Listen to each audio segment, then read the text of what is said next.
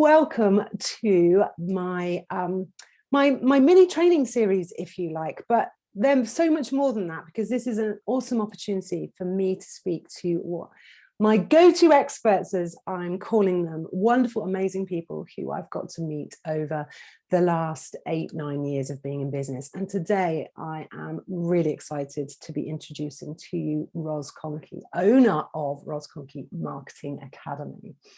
Thank you so much for joining me today, Ros. Thank you for inviting me. It's lovely to be here. We were already talking, weren't we? And something came up for us in our preparation. And I wrote down this sentence: empowering business owners to take control of their own strategy. And you were saying it, and I was like, oh, repeat that, because it was a really powerful message in itself. Why is this so important to you? Yeah, this is, as I said before we started, I'm kind of on a mission about this, because I've worked with so many business owners. I work with small business owners. Sometimes they're only like 1 or 2 people businesses. I work up to kind of a couple of million turnover, sometimes and beyond, like 10 million turnover sometimes. But the key thing is I work with business owners who are in that sort of that stage of growth, that quite early stage of growth. And I mean, I've been working for myself for 10 years with these sorts of business owners, and something I've seen so often, far too often, is business owners who have had their fingers burnt by marketing consultants, people who call themselves marketing consultants, who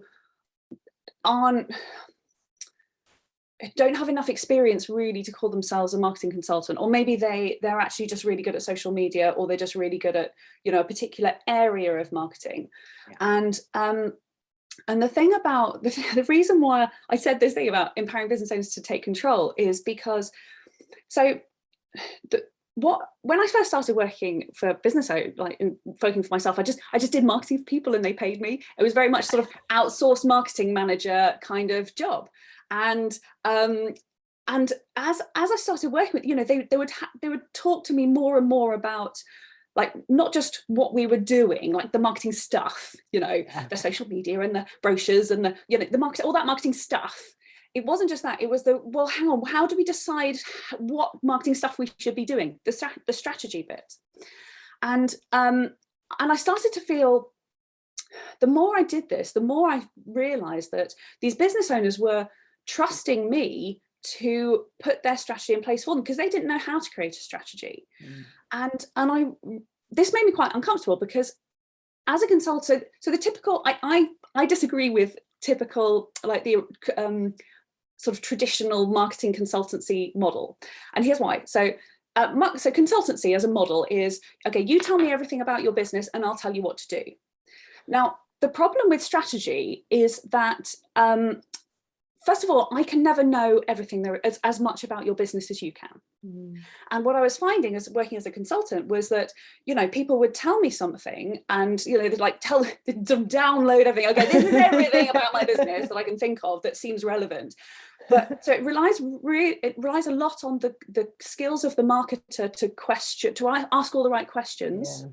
It relies on their experience and their understanding of the business, of, you know, really sort of assimilating all of that knowledge about the business when it's kind of dumped on them. And it also relies on the business owner telling the consultant everything they need to know. So, because what so often happened was, you know, the business owner would tell me a whole load of stuff, and I go, okay, well, this is what you've told me.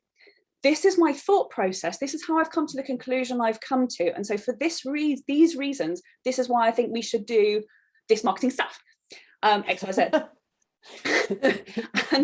and what kept happening was the business owner, once I talked them through my thought process and how I'd come to the strategy, they would say like, oh, okay, so now I see where you've like how you've come to that conclusion.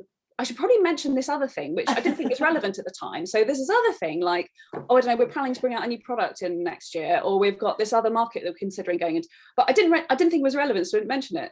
And I'm like, oh, actually, that is really relevant. Okay, so that changes things.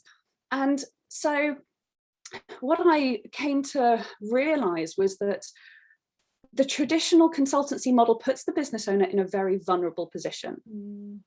So if you are putting your strategy in the hands of someone who is outside your business, then whenever I speak to accountants, I always say, you know, how would you feel if a client came to you and said, okay, I'm not really interested in my financial decisions. Can you make all my financial decisions for me? And every time, without fail, the reaction is, oh. that's really, I mean, they could, but I really would never advise that. And it's the same with marketing. And yet this happens every day. People go, okay, I don't really know much about marketing. I just want lots of leads. Just give me lots of leads. Oh yeah, I just want more sales. Give me more sales. Yeah. But actually what they're doing is, because your marketing strategy is so fundamental to your business, I can't tell you who your ideal customer should be. I can't tell you what your brand personality should be. I mean, I can give you, I could do loads of research into your market and give some suggestions on what might fit well in your audience. But actually at the end of the day, it has to come from the business owner, because they are, in small businesses that I work with, the business owner is so fundamental to the values of the company and the personality of the company. And the small business owners are almost always, they're very close to their customers, because they're always very hands-on. Yeah. So they know their ideal customer far more than I could. I mean, I'd have to do ridiculous amount of research to understand their customers like they do.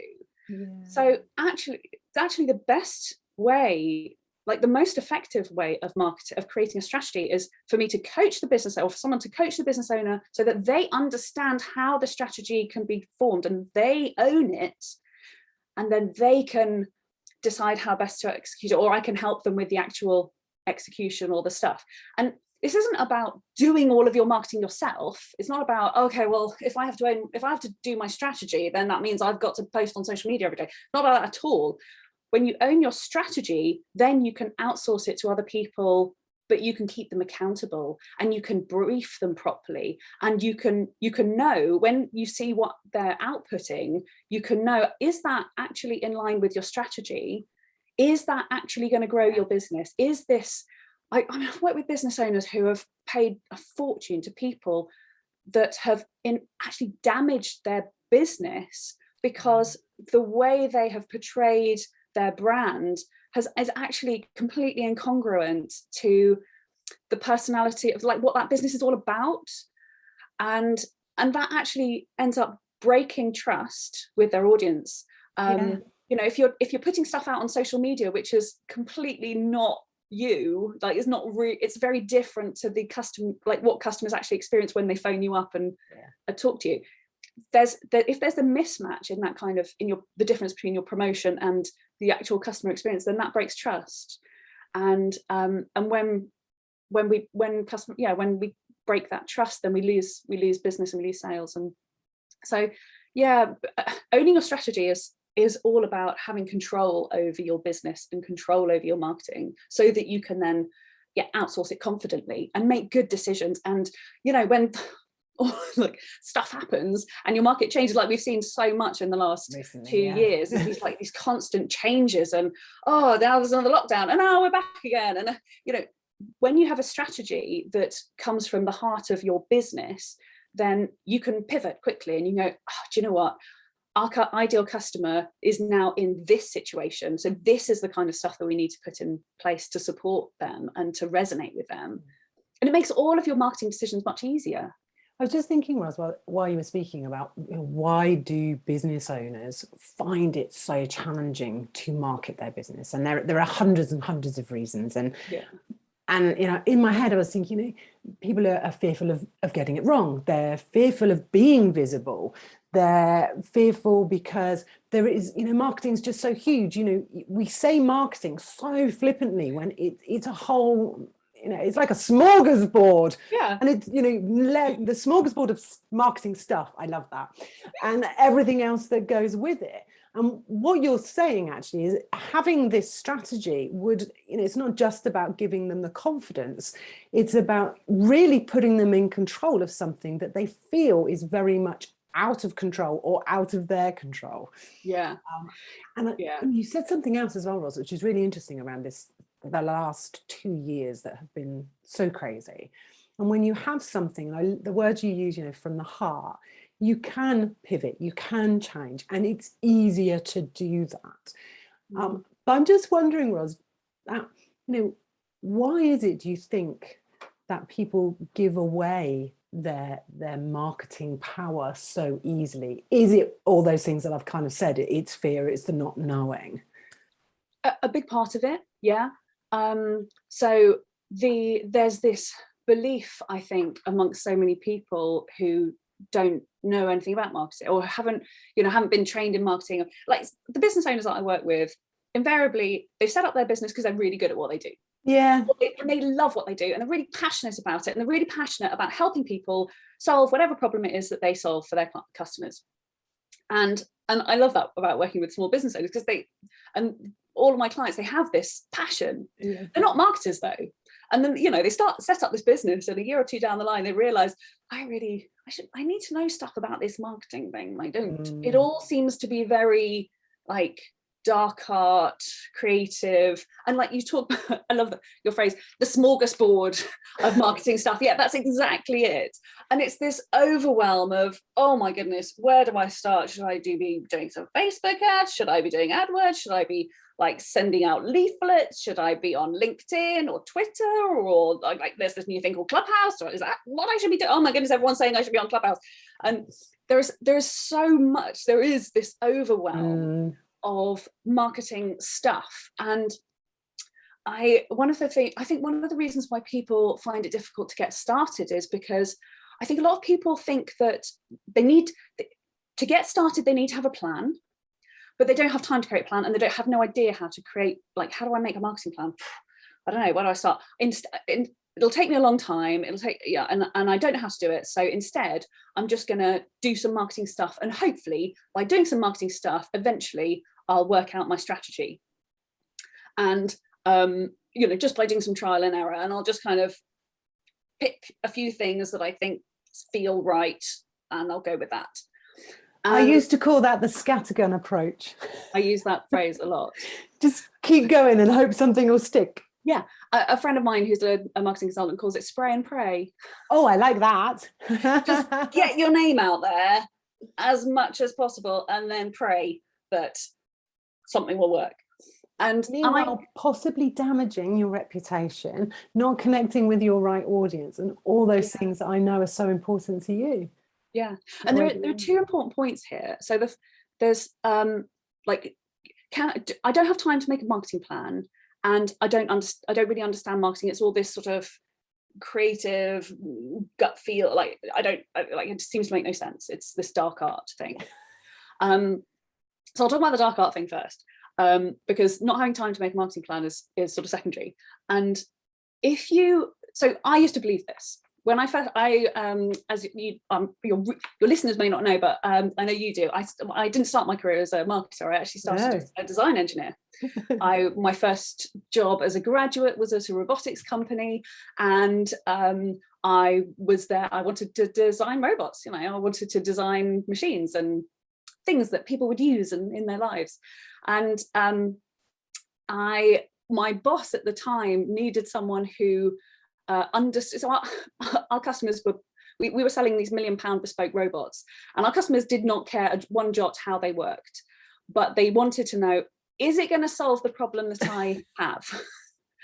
And so they needed someone who could understand how the robots worked, but could translate it into a way that our customers actually cared about. And it was all about asking the right questions in kind of briefing meetings and stuff. Because you could get the best salesperson in the world, and they'd sit in front of a customer, and the customer would ask a question like, can it go into this awkward space? And the salesman would be like, I don't know, I'll have to speak to my technical team. So that was my job.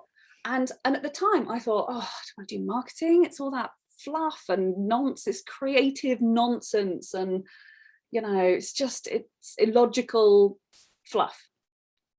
And at the time, I didn't say this to my new boss, I was just a graduate. But at the time I thought, I'll do this for a few months, and then I'll just transition back to the serious stuff, like the proper work of engineering. But as I started working in marketing and sales, I realized that bad marketing is absolutely fluff. We've all seen it. But good marketing is actually very structured. It follows a process. It's based on analysis and research.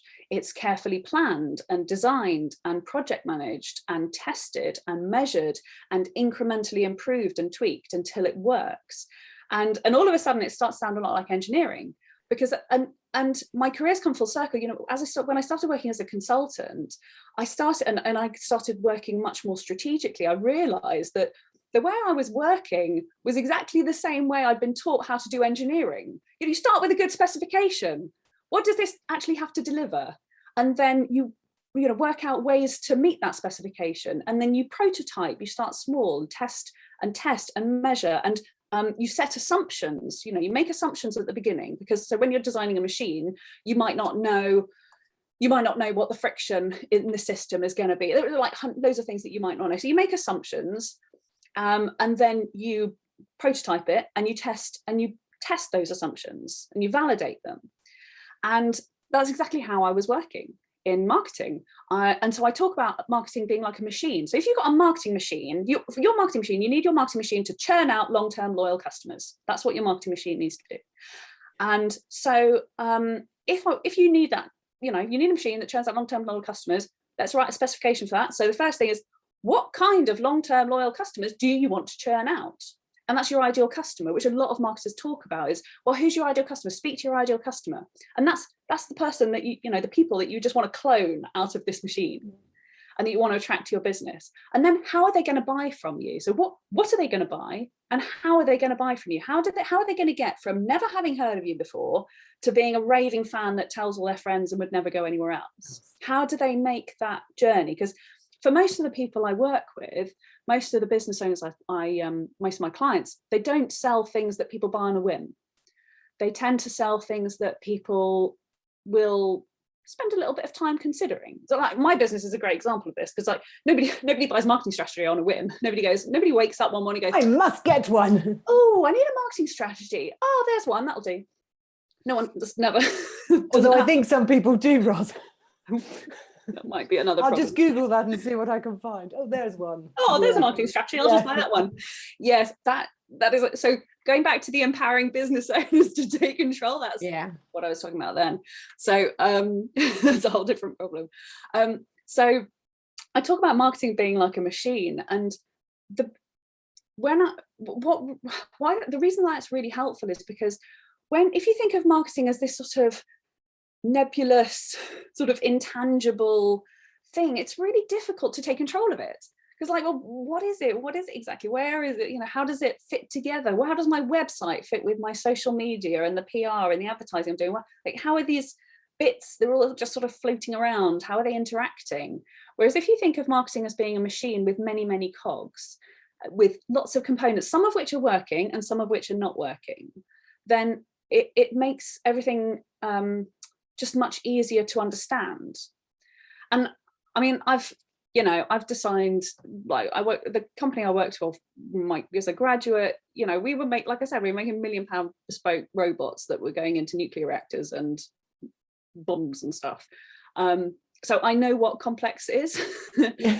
and marketing is not. People make marketing appear much more complex than they actually need to. And what I do is I break it down into simple terms. I fundamentally believe that any business owner who is capable of running a business can understand marketing. It's not rocket science. And you just need a structure to make sense of it.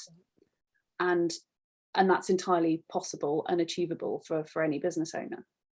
So I love that you've come back to that, because I was just thinking earlier, it's almost sounded for a moment that it was complex. And one of my questions was, could this work for anybody? I mean, I know that you said at the beginning that you work with, people, business owners that are ready for growth. It's that growth period, but they could be at any, it can be small or they can be big businesses. So that wasn't the question, but it was more like, how do people make that work? Because I was thinking somebody might be watching this now and thinking, oh my God, Ross has just managed to make it sound so much more complicated. But actually what you then said was, it doesn't have to be complicated. No, it's a step-by-step process.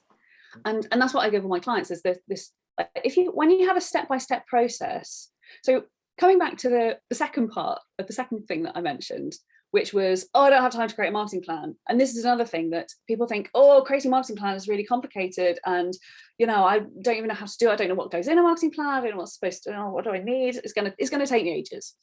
And this is another thing that I sort of kind of throw out. I disagree with a lot of marketers on, because a lot of marketers will say, oh yes, no, the marketing plan does take time. And as a consultant, it's kind of in your interest to have your customers believe this, because you get more money for it. You know, the longer it takes me to create a marketing plan for you, the more I'm going to charge.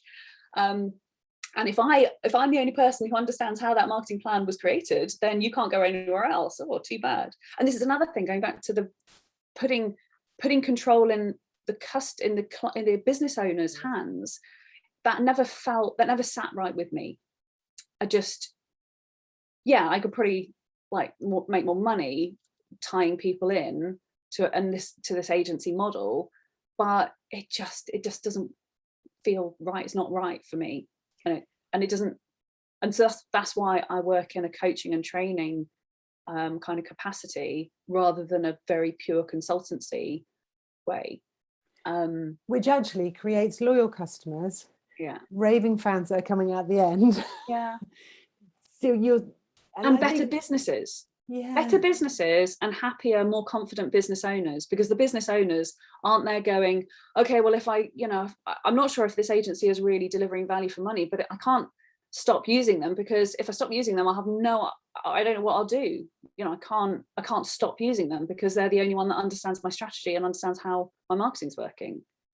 Yeah, it's so interesting, because I quite often come across business owners that will say that they're going to be putting their money in SEO, or going to be putting their money in this. And it always makes me really fidgety, because I'm like, what, just that bit, is there anything else around there? It's like, well, if I could just solve that bit, please tell me that there's something else. It's part of a bigger thing. And I always get that little bit of, what you just in that one bit, is that right for you? You know, and sometimes they have gone through a really good thought process, and sometimes I can see where it's coming from. Other times I just think, oh, really, you want to just put your money in that forever? I do, forever. And I think that's what happens, isn't it? And that goes back to sort of that thing that I was alluding to. And I think it's worth saying that you've already touched on it, that, you know, the business owners you work with, they start their businesses because they're passionate about something. They want to make a change. They want to make a difference. And they're really excited about it. And that's why they started their business. And I think it's worth saying that you do not have to have all the answers. You do not know, you know. No, this is really important. And you've actually hit the nail on the head. And a lot of people, particularly with strategy, is they think, oh, I need to have a really good strategy before I can create a marketing plan. And I don't work like that. That if I was working with, you know, a company with £1 million marketing budget, then I would say, yes, absolutely. You need to have a really robust strategy. You need to have done a lot of market research, really get that strategy honed before you roll it out across your £1 million budget and your team of 100 marketers. And, you know, like, you know, the John Lewis's of the world, and you know, these big companies, the Google, they have to do a lot of market research and have a long-term plan that they then execute across all of their team. And there are two reasons for this. First of all, is because of the closeness of the business owner or the people executing the marketing to the actual customers. So as I said earlier, the business owners I work with, they know their customers. They talk to them every day. They know them. In a huge company, that's much harder. It's much harder to get that really deep understanding of your customers without lots of market research. So that's the first thing. And the second thing is about agility. So in a big business, if I've got a team of 100 people executing all of these different, you know, marketing stuff, things, then if I suddenly decide, actually, do you know what, I've learned something new about our customers, or our market has shifted a bit, and do you know what, things have changed and we need to adjust our strategy now, communicating that across all of that team is difficult, is a challenge. So you can't do that all the time. No. You need to create a year-long marketing plan and execute it. Otherwise, it's going to go completely pear-shaped and wrong with mismatched. If like half your team changes their strategy and messaging, but the other team didn't get that memo, and it's never going to work. You have to have a year-long plan and execute it. A small business, I don't do long-term plans with my clients. In fact, I don't write marketing plans for my clients anymore, because I used to find, and this is one of my frustrations, the reason I stopped doing it was because, like, in the briefing meeting and the sort of the brainstorming strategy session, we'd come up with loads of ideas of things that would work, and we'd set the strategy, comes up with lots of ideas of things that would work, and before I'd even finished writing the plan, the business owner would have started implementing stuff. And by implementing things, he or she would have started learning more about their customers, and by doing that, they would have then, so do you remember when I talked about marketing being like, when being like engineering, and in engineering, you set your assumptions because you don't know what friction the system's going to be, you don't know what a lot of things are going to be. So you set your assumptions and then you test and measure and validate them by prototyping and testing. And that's how I do marketing. It's an agile sort of method. And so you set your assumptions, which are, okay, well, I'm going to assume that these are the things that are important to my ideal customer. I know my ideal customers pretty well, so I can be fairly confident that these are what's important to them. Maybe not 100% confident, but maybe 80%, which is good enough. I'm pretty confident that these are the reasons why people buy from me. This is the real value people are getting. These are the problems that they're struggling with. These are the questions they're going to ask. So these are all assumptions, though, because I haven't verified any of them with research. They're just assumptions. And then we start implementing stuff and we measure it and we look at the reaction and we look at what is resonating. We listen and get feedback, and then we come back to our strategy. And sometimes we do this sort of every couple of months to begin with. And so if you imagine when I used to have this strategy session and then I'd write a 6-month plan, and the plan would be out of date even before I delivered it to the client, because they'd already learned loads of stuff. So I don't do that anymore. I work in 90-day plans, and we are on a wall planner. So it's not like a fancy long report. I don't do reports. We do it. We put it all on a wall planner, stick it on the wall, implement it. And sometimes by week, like 7 or 8, we've learned so much that actually we need to kind of stop and review. We go back to the ideal customer. We go back to our proposition. What's the value people are really getting from us? And we add in stuff, and we build and iteratively improve. And that's the way I was taught how to do engineering. And that's the way that works best with small businesses. And so what I said earlier about, people think, oh, it takes ages to make a plan. Actually, I can make a marketing plan. I can make a 90-day plan with someone in half a day. And then you get started. And the overwhelming thing that people struggle with is they think, oh gosh, I don't have time to make a plan. I'm just going to do some marketing and then I'll work out the plan later. But by setting the plan early, I don't need to tell you this because you do this with your clients as well. By setting your plan, you save so much time later, because instead of, second guessing all your decisions and flitting from one thing to the next and thinking, oh, I'm not sure that's working. I'm not going to do that for a bit. I don't think that's working. I'm going to do this instead. Which is really ineffective, because a lot of marketing takes time to build, to sort of build in effectiveness. If you're measuring it, then you can see that building, so you can see whether it's going to pay off. But if you're not measuring it, then it has to come from gut feel, and that's, I don't know about you, but my gut feeling changes every day. So I need to have a plan, so that I've literally got my 90-day plan above my monitor, above my camera here. So I look up my plan, I go, right, what have I got to do this week?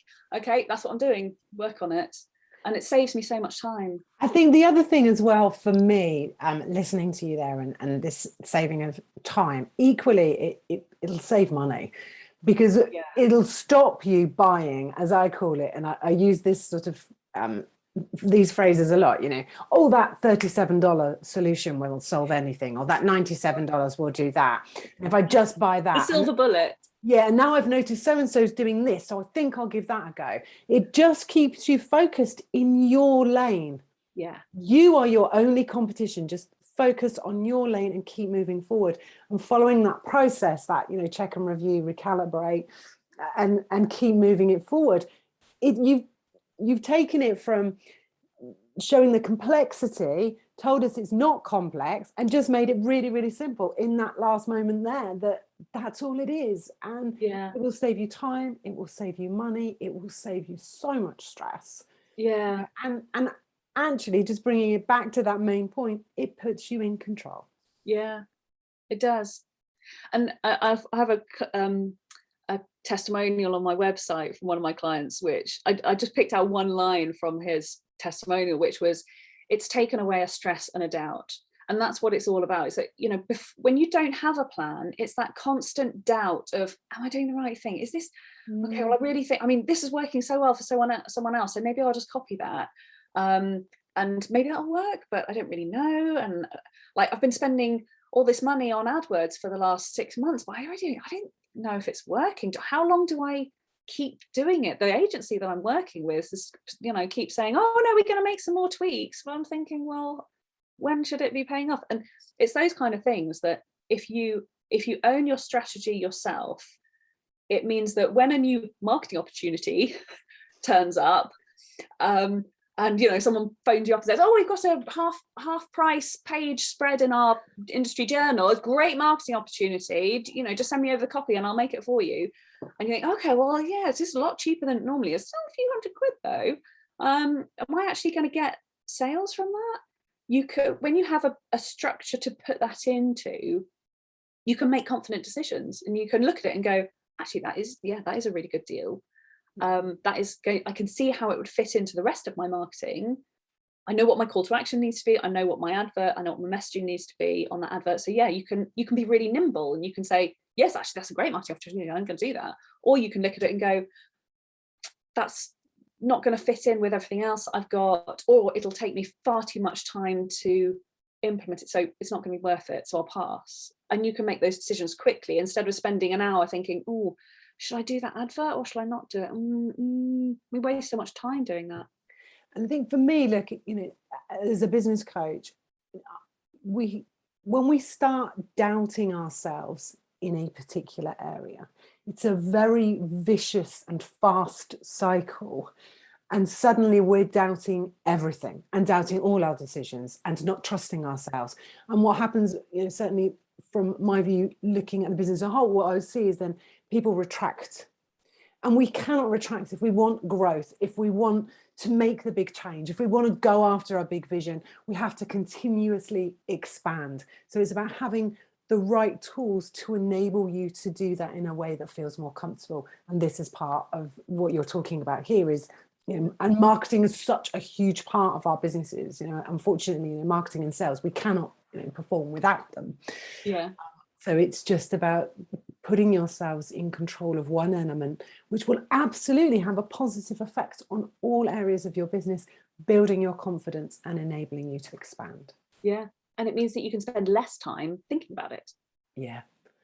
Yeah. And because we all do that, don't we? I think women particularly are really good at spinning something round. And I was just make a decision. And actually, and I do that quite a lot. Just make a decision, Lindsay, because actually it doesn't matter if it's the right or the wrong one. At least it'll take you forward a step and then it may take you to something else.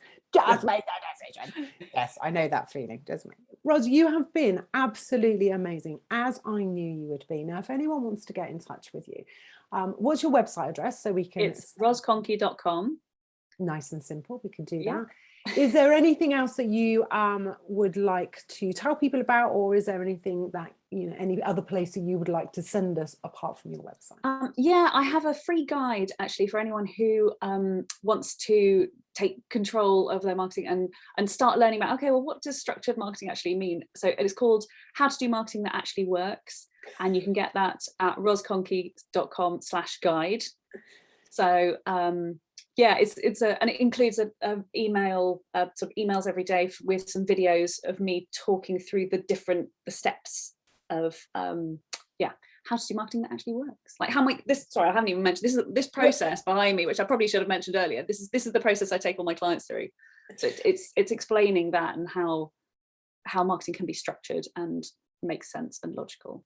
Well, I'll make sure that both of those links are in the description below this video. Ros, you have been absolutely awesome. And I love how you use your engineering background to make marketing as simple as we need it to be, but as effective as we want it to be. And I think that's the key. And absolutely, I love empowering business owners to take control of their own strategy.